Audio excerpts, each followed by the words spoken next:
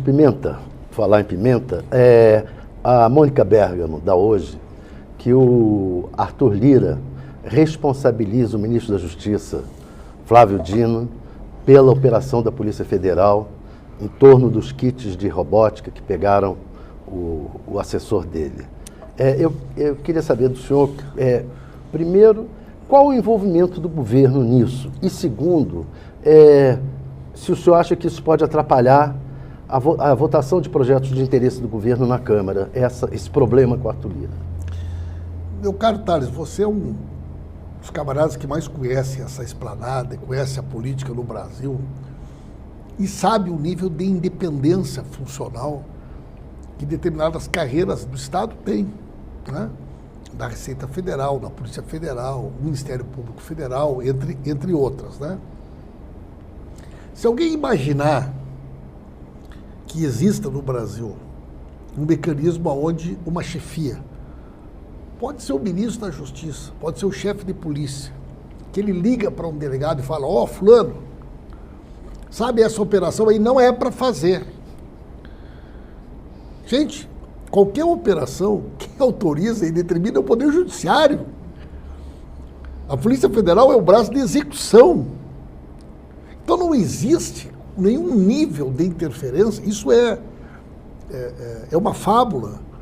Alguém imaginar que o ministro da Justiça possa interferir, nem no sentido de que uma determinada operação ocorra, nem de que ela não ocorra. Né?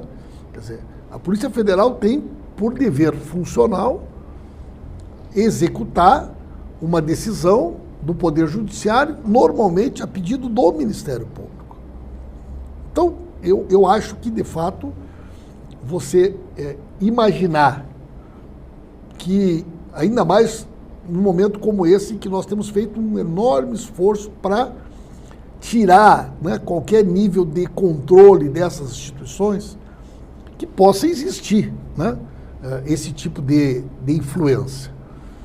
Então, o presidente Arthur Lira sabe, né, e nós fazemos questão de repetir isso, que não houve e não há, por parte do governo, do ministro da Justiça ou da direção da Polícia Federal, qualquer nível de interferência. Né? Os ruídos que isso causa, né, Thales, são decorrência do processo democrático, da vida que nós temos, né, do tipo de maneira como se organiza o processo político brasileiro, e nós temos que conviver com ele. Né?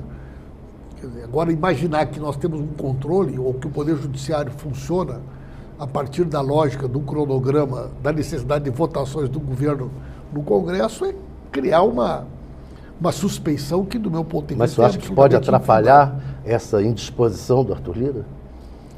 Eu acho que não, Thales. Eu acho sinceramente que não. Eu acho que esses ruídos que ocorreram, eles, em primeiro lugar, são fruto do processo de ajuste natural, necessário, no início de cada legislatura. Nós temos mais de 200 parlamentares que estão no primeiro mandato. Nós temos quase a metade dos deputados e deputadas que fizeram emendas no ano passado, que hoje não são mais parlamentares. E você tem 200 e poucos parlamentares que não têm emendas.